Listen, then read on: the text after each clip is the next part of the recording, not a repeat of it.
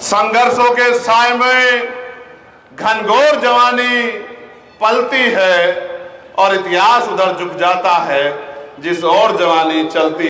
और व्यवस्था के आधार पे पिछड़े अति पिछड़े आदिवासी और अन्य धार्मिक अल्पसंख्यक समाज के लोगों को संपूर्ण आजादी नहीं थी, संपूर्ण अवसर नहीं थे। तमाम तरह की पाबंदियां, तमाम तरह के अवरोध लगा के उनकी तरक्की को रोका गया था। यहां तक कि स्वाभिमान सम्मान का जीवन जीने का अधिकार भी उनको नहीं था।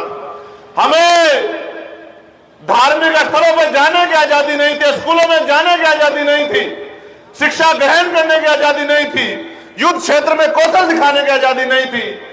लेकिन फिर व्यवस्था बदली और व्यवस्था हाथ फैला के नहीं बदली, व्यवस्था बदलने के लिए संघर्ष हुआ, देश में आंदोलन हुए और डॉक्टर बाबा साहब अम्बेडकर के हिस्से में आया भारतीय संविधान का निर्माण। और यह तय हुआ कि रानी का बेटा राजा नहीं बनेगा, राजा वो बनेगा जिसको जनता बैलेट से वोट देके भेजे। दरोगा भर्ती में घोटाला हुआ, पटवारी भर्ती में घोटाला हुआ, सेक्रेटरी भर्ती में घोटाला हुआ। जो सरकार कागज नहीं संभाल सकती वो कानून व्यवस्था क्या संभालेगी। और व्यवस्था के आधार पे पिछड़े अति पिछड़े आदिवासी और अन्य धार्मिक अल्पसंख्यक समाज के लोगों को संपूर्ण आजादी नहीं थी, संपूर्ण अवसर नहीं थे। तमाम तरह की पाबंदियां, तमाम तरह के अवरोध लगा के उनकी तरक्की को रोका गया था। यहां तक कि स्वाभिमान सम्मान का जीवन जीने का अधिकार भी उनको नहीं था। कुर्सी में बैठने का अधिकार तो बहुत दूर की बात है। यह हमारे लिए सपना हो सकता है कि आजादी से पहले पाल, प्रजापति, कश्यप, सैनी, मौर्य, शाक्य, कुशवाहा, बिंद, राजभर, केवट, मल्ला, जाट, गुर्जर, यादव, कुर्मी, चमार, वाल्मीकि, पासी, धोबी, कोरी, खटीक, नुनिया, चौहान, तमाम दलित पिछड़ी आदिवासी जातियों के लोगों को स्वाभिमान सम्मान का जीवन मिल जाए, ये सपना हो सकता था। कुर्सी पे बैठना तो बहुत दूर की बात। हमें धार्मिक स्थलों पर जाने की आजादी नहीं थी, स्कूलों में जाने की आजादी नहीं थी, शिक्षा ग्रहण करने की आजादी नहीं थी, युद्ध क्षेत्र में कौशल दिखाने की आजादी नहीं थी। लेकिन फिर व्यवस्था बदली और व्यवस्था हाथ फैला के नहीं बदली, व्यवस्था बदलने के लिए संघर्ष हुआ, देश में आंदोलन हुए और डॉक्टर बाबा साहब अम्बेडकर के हिस्से में आया भारतीय संविधान का निर्माण। और मैं धन्यवाद देता हूं उस पल को, उन सभी सहयोगियों को, जिनमें संत राम भी है, प्रजापति जी को भी हमें याद करना पड़ेगा कि उनका बहुत बड़ा जाति पातिक तोड़क मंडल बनाया। और बाबा साहब अम्बेडकर जब उस सभा में नहीं बोल पाए तो उन्होंने किताब लिखी एनिहिलेशन ऑफ कास्ट, जाति का विनाश, उनका भी योगदान है। तो महसूस कीजिए, इतने अंधेरे में उजाले की किरण 26 जनवरी 1950 को हमारे जीवन में आई और यह तय हुआ कि रानी का बेटा राजा नहीं बनेगा, राजा वो बनेगा जिसको जनता बैलेट से वोट देके भेजेगी। मैं मेरी मातृशक्ति का भी धन्यवाद करता हूं जो हजारों की संख्या में यहां उपस्थित है। मातृशक्ति है तो जीवन है और हम तो ऋणी हैं। आप जैसी मां ने हमें जन्म दिया, अगर ये मां ना होती तो हमारे जीवन में हमारा जीवन नहीं होता, हमारा छोड़िए किसी पुरुष का जीवन नहीं होता। मैं मातृशक्ति का भी धन्यवाद देता हूं। ये लोकतंत्र है। जब बाबा साहब ने वोट का अधिकार दिलाया, अगर आप कॉन्स्टिट्यूशन असेंबली की डिबेट पढ़ोगे तो आपको पता लगेगा कि जो स्थापित लोग थे वो विरोध कर रहे थे। उनका विरोध ये था कि वोट देने का अधिकार उनको मिले जो पैसे वाले हैं, वोट देने का अधिकार उनको मिले जो लगान देते हैं, जिन पर जमीन है, जो जमींदार हैं, वोट देने का अधिकार उनको मिले जो शिक्षित हैं, वेल एजुकेटेड हैं, जो उद्योगपति हैं। लेकिन बाबा साहब ने कहा कि चंद लोग अगर फैसला करेंगे तो ये लोकतंत्र नहीं बन पाएगा। असल लोकतंत्र तब बनेगा जब जनता फैसला करेगी और बहुसंख्यक लोग अपने मत से फैसला करेंगे कि कुर्सी पे कौन बैठेगा। जब हम आजाद नहीं थे तब हमें मजबूरी में कुर्सी पे बैठने का मौका हमारी जिंदगी में नहीं था। लेकिन आज तो हम लोग पढ़े लिखे, जागरूक, समझदार हो गए हैं और हमारे महापुरुषों ने भी समझाया कि अगर हमसे गलती हो जाए तो आप गलती मत करना। आप मुझे बताओ, कुशीनगर के लोगों, आज स्वामी प्रसाद मौर्य जी को कुशीनगर की जनता से अपील करनी चाहिए या कुशीनगर की जनता को स्वामी प्रसाद मौर्य जी का धन्यवाद करना चाहिए कि उन्होंने इस लोकसभा को लड़ने का निर्णय लिया, आपका नेतृत्व करने का निर्णय लिया, आपके आवाज को पार्लियामेंट में उठाने का निर्णय लिया। आप फैसला अपने आप करो। पिछले 10 साल से भारतीय जनता पार्टी को आपने मौका दिया, इस बात के साथ मौका दिया कि वो आपके दुख दर्द दूर करेंगे, और उन्होंने कहा, देश के प्रधानमंत्री ने कहा कि मैं पिछड़ी मां का बेटा हूं। लेकिन आप बताओ, क्या पिछड़े वर्ग की एक समस्या हल हुई? क्या मंडल कमीशन की बाकी सिफारिशें लागू हुई? क्या 27% मिलने वाला आरक्षण बढ़ के 52% हुआ? क्या धन धरती राजपाट में हिस्सेदारी मिली? जो मिला था, जो मिल रहा था, उसको भी छीनने का काम इस सरकार ने किया। उदाहरण के तौर पे हम यूपी की बात करेंगे, 69,000 शिक्षक भर्ती हुई, 20,000 पदों पे हमारी हिस्सेदारी में घोटाला हुआ, आपने देखा होगा। और 20,000 पद जिन पे दलित पिछड़ों के बच्चे कुर्सी में बैठ के, क्योंकि हमारे लिए नौकरी नहीं है, हमारे लिए नौकरी अवसर है अपने समाज का हाथ पकड़ने का और अपने समाज को स्वाभिमान सम्मान की जिंदगी देने का। तो वो नौकरी मिलती तो 1 लाख परिवारों के जीवन में अवसर पैदा होते, उनसे मार्गदर्शन लेके अगले 1 लाख लोग तैयार होते। अभी मेरा एक छोटा भाई जिसने मुझे कागज दिया, नाम है अनिल कुमार, 6800 शिक्षक भर्ती में चयनित है। हमसे लिखा अगर ज्वाइनिंग मिल जाएगी तो 10,000 रुपए मैं आजीवन पार्टी फंड में जमा करूंगा। आप महसूस करो, उसकी दिल की इच्छा बड़ी मजबूत है। लेकिन ये 20,000 पद हमसे छीने किसने? उत्तर प्रदेश की सरकार ने, उनके शिक्षा मंत्री ने अपराध किया। हमने 4 दिन खुले आसमान में इको गार्डन में आंदोलन किया और एक बड़ा आंदोलन करके सरकार के घुटने टिकवा के 6,800 नौकरियां, नियुक्तियां रिलीज कराने का काम किया। और जब वो नियुक्तियां रिलीज हो गई, पाल, प्रजापति, कश्यप, सैनी, मौर्य, साक्य, कुशवाहा, बिंद, राजभर, केवट मल्ला के बेटे को, कुर्मी पटेल के बेटे को जब नौकरी मिलने का नंबर आया तो यही सरकार कोर्ट चली गई और 6,800 नौकरियों पे स्टे लगवा दिया। करना यह चाहिए था कि उस भ्रष्ट शिक्षा मंत्री को जेल भेजना चाहिए था, 420 का मुकदमा लगा के, जिसने हमारा अधिकार छीनने का काम किया। लेकिन अधिकार छीनने वाले को जेल ना भेज के हमारे बच्चों को सजा देने का काम किया। मेरे पिछड़े समाज के लोगों, दलित समाज के लोगों, हमारी बहनें बच्चियां जब अपने हक की आवाज उठाने गई तो उनको लाठियों से पीटने का काम किया होगा।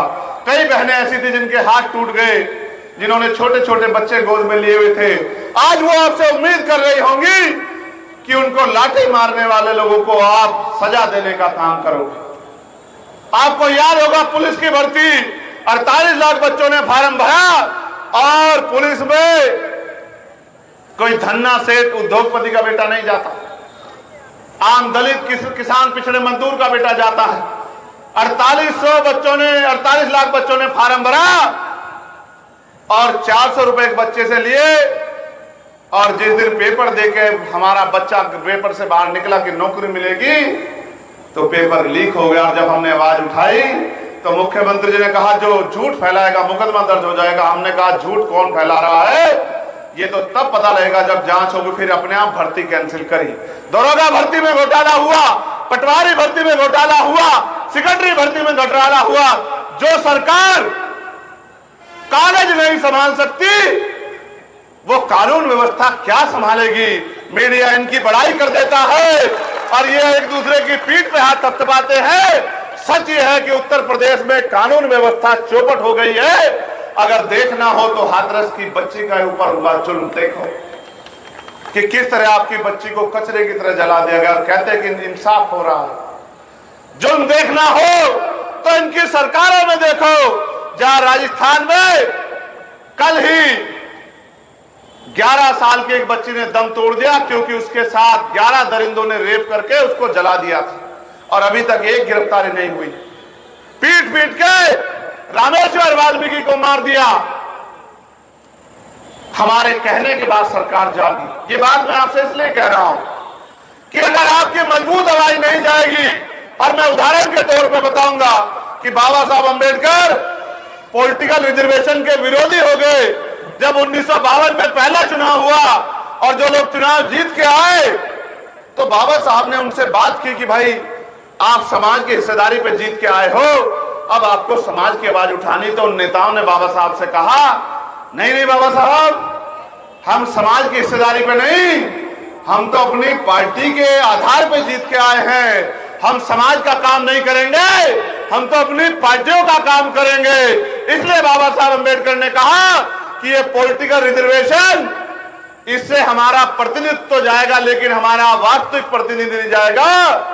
इसलिए मैं आपसे कह रहा हूं कि चुनाव तो यहां और बहुत सारे लोग लड़ रहे होंगे, अगर आपकी कोई वास्तविक आवाज है जिसके गले में सामंतवाद का, मनुवाद का पटका नहीं पड़ा, जिसका गला नहीं दबा, तो स्वामी प्रसाद मौर्य जी हैं। आप आंख बंद करके उनको वोट डालकर उनको पार्लियामेंट में भेजने का काम करो। और जैसा उन्होंने कहा कि एक सिरे से ये नेपाल का बॉर्डर है और वहां जहां हम लड़े वो उत्तराखंड के बाद वो चाइना का बॉर्डर है, तो चाइना से तो देश की सुरक्षा सरकार नहीं कर पा रही है, तो चाइना की तरफ से हम जो है मोर्चा लेके नगीना से जीत के आ रहे हैं आप सबके आशीर्वाद से। और यहां से भी स्वामी प्रसाद मौर्य जी को गन्ना किसान के बटन को दबाकर इनको पार्लियामेंट भेजने में अगर आप मदद करा दो तो आपका ये एहसान चंद्रशेखर आजाद जिंदगी भर उतारेगा, ये मेरा आपसे वादा है। लेकिन मेरे साथियों, आप सत्ता का अहंकार भी देखिए। पहले मैं पुलिस के लोगों को यह कहना चाहता हूं कि आप चिंता मत करो, आप सबसे ज्यादा मेहनत करते हो, आपको 24-24 घंटे ड्यूटी करनी पड़ती है और वेतन विसंगतियां भी हैं, और सरकार में बैठे लोग समय समय पे अपने, अगर आप उनके हिसाब से काम ना करो, ट्रांसफर पोस्टिंग भी कर देते हैं। आपके बच्चों को भी अपराधी की तरह जीवन जीना पड़ता है, कठिनाइयां सहना पड़ती है। पार्लियामेंट में जाने के बाद हम पूरी लड़ाई लड़ेंगे कि आपकी नौकरी 8 घंटे की आपकी ड्यूटी हो जाए और आपकी वेतन विसंगतियां भी दूर हो, ये मेरा आपसे वादा है। लेकिन कभी कभी आप संविधान के विरोध में जाके काम करते हो, ये अच्छा नहीं है। कल रात आपने देखा होगा कि हमारे आने से इतना प्यार सामंतियों के अंदर पैदा हुआ कि जहां हमारा पंडाल लग रहा था वहीं कुछ गुंडे आके गुंडागर्दी कर दिए। हमारे एक साथी विशाल को, जो हमारे यूथ का जिला अध्यक्ष, उसको पीटे, हमारी गाड़ियां तोड़ दिए। रात को 2:30-3 बजे तक हमारे लोग थाने में बैठे रह गए, मुकदमा नहीं लिखा। हमें सुबह कप्तान साहब से बात करनी पड़ी, तो उन्होंने हमें कानून बताया, तो हमने वकील होने के नाते उनसे कहा कि भाई ठीक है, अब उत्तर प्रदेश पुलिस हाईटेक हो गई है, बिना FIR दर्ज किए जांच करने लगी है। ये तो बहुत अच्छी बात है, इसके लिए तो बाबा का बहुत बहुत धन्यवाद करना चाहिए। लेकिन सम्मानित साथियों, आपको नहीं लगता कि सरकार बदलती रहती? ये तो लोकतंत्र है, यहां कोई परमानेंट नहीं है। और मैं आपको विश्वास से कहता हूं कि आने वाले समय में हम गली गली, गांव गांव जाके बिखरे हुए बहुजन समाज में भाईचारा पैदा करके और 2027 में ऐलाने जंग करेंगे भाजपा की उत्तर प्रदेश की सरकार के खिलाफ। और आप याद रखना कि रिटायर आप इतनी जल्दी नहीं हो रहे हैं, हमारे नेतृत्व में काम करना पड़ेगा। मेरी बात को आप याद रखना। हमें अपने ऊपर घमंड नहीं, भरोसा है, और हमें इस सोए हुए बहुजन समाज पे भी भरोसा है कि ये ज्यादा दिन तक गुलामी की बेड़ियां अपने ऊपर रख के नहीं जिएगा, ये गुलामी की बेड़ियों को तोड़ देगा। आज इस देश में क्या मिल रहा है आप जानते हो? ये जो अनाज मिलता है, इसका पैसा कहां से आता है? इसका पैसा सरकार जेब से लाती है क्या? इसका पैसा आपके टैक्स के पैसे से आता है। GST 28% है, ₹1 का सामान खरीदोगे, नौजवानों गौर से सुनना, 28 पैसा सरकार के खाते में जाता है।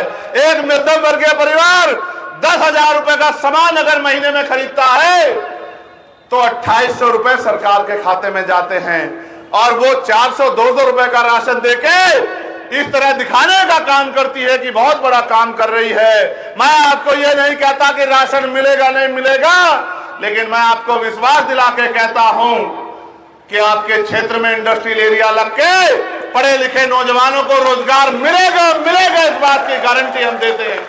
उद्योग लगा के नौजवानों को रोजगार देंगे और कुटीर उद्योग लगवा के महिलाओं को घर पे रोजगार देंगे। मेरी माओ बहनों को ईंट के भट्टे पे काम करना पड़ता है, कोलू पे काम करना पड़ता है, खेतों में काम करना पड़ता है, मेहनत मजदूरी करनी पड़ती है, सिर पे ईंटा उठाना पड़ता है। अब वो दिन जाने वाले हैं कि आपकी आंखों में आंसू रहेंगे और आपकी सुनवाई नहीं होगी। वो दिन जाने वाले हैं, मेरी बात को आप याद रखना। कुटीर उद्योग लगेंगे, महिलाओं को रोजगार मिलेगा, और गरीब की बेटी की तरफ आंख उठाने वाला गुंडा वो अपना रास्ता भी नेपाल के जरिए कहीं देख लेना, क्योंकि आने वाले समय बहुत अच्छा नहीं है गुंडों के लिए उत्तर प्रदेश में। इस बात को आप याद रख लो। कोई सरकार का संरक्षण नहीं बचा पाएगा। इसलिए मैं आपसे अपील करता हूं, ये तभी संभव है जब आप अपनी लोकतांत्रिक जिम्मेदारी को पूरा करो और एक एक वोट गन्ना किसान के बटन पे दबा के और माननीय स्वामी प्रसाद मौर्य जी को पार्लियामेंट में हमारे बराबर में बिठवाने का काम करो। ये तभी संभव है। और मैं अपने नौजवान साथियों से अपील करके कहना चाहता हूं, संघर्षों के साए में घनघोर जवानी पलती है और इतिहास उधर झुक जाता है जिस ओर जवानी चलती है। यहां तो आशा आंगनबाड़ी और समूह की बहनों को जबरदस्ती सभा में बुला के लाते हैं दूसरे लोग, और आप तो 40 डिग्री टेम्परेचर में छांव में जाने को तैयार नहीं हो। मुझसे असली प्यार तभी होगा जब आप आज के बाद पहले अपने गांव को, अपने बूथ को, अपने सेक्टर को, पड़ोस के गांव को, विधानसभा के लोगों को, एक एक आदमी को, जब तक आप गन्ना किसान के निशान पर वोट देने के लिए तैयार नहीं करते तब तक आंदोलन अधूरा रहेगा। और ये तकनीकी युग है, आपकी जेब में फोन है, एक एक फोन अगर आपकी मोबाइल में 100 नंबर हैं, एक एक फोन भी लगा दोगे, कैसे भैया की ससुराल में, बहना की ससुराल में, ताई के यहां, चाची के यहां, बुआ की ससुराल में, तमाम रिश्तेदारों में अगर एक एक दो दो फोन भी लगा दोगे और सबसे ये अपील कर दोगे कि केतली नगीना में जीत रही है और यहां गन्ना किसान को वोट देनी है क्योंकि यहां केतली का चुनाव निशान नहीं है, तो फिर वो दिन दूर नहीं कि स्वामी प्रसाद मौर्य जी लाखों वोट से जीतकर मेंबर ऑफ पार्लियामेंट बन जाएंगे। और ये जीत वो जो लखनऊ दिल्ली में बैठ के राजा महाराजाओं की तरह आपको गुलाम समझ के आपके ऊपर किसी को भी थोप देते हैं, उनको भी सबक सिखाने का काम करेगी। बताओ मेरी मदद करोगे नहीं करोगे? अगर मदद करोगे तो ऐसे दोनों हाथ उठाओ और मुट्ठी बंद करो। ये मुट्ठी सम्राट अशोक के वंशजों की मुट्ठी है, चंद्रगुप्त मौर्य के वंशजों की मुट्ठी है, ये मुट्ठी तथागत बुद्ध के वंशजों की मुट्ठी है। इस मुट्ठी को मजबूत करो और इस देश के जो अल्पसंख्यक समाज में मुस्लिम समाज है उसको वादा दिला के कहो कि आपके ऊपर होने वाले हर जुल्म में हम सब लोग आपका भाई बन के साथ देंगे। आप अपने आप को अकेला मत समझना। उठाओ ऐसे हाथ और दिलाओ विश्वास मेरे लोगों कि अगर किसी मुसलमान पे, जैन पे, सिख पे, ईसाई पे, बुद्धिस्ट पे, किसी दलित पिछड़े पे जुल्म होगा तो आप लोग अपने घर चैन से नहीं बैठोगे, उनकी हक की लड़ाई लड़ोगे। ऐसे मुट्ठी बंद करके वादा करके मुझसे बताओ, करोगे नहीं करोगे मदद? तो यहां मुस्लिम भाई भी बड़ी संख्या में आए हैं। आप ये मानते हैं कि भाई हमें तो भाजपा को हराना है, पहली आपकी जिद ये रहती है।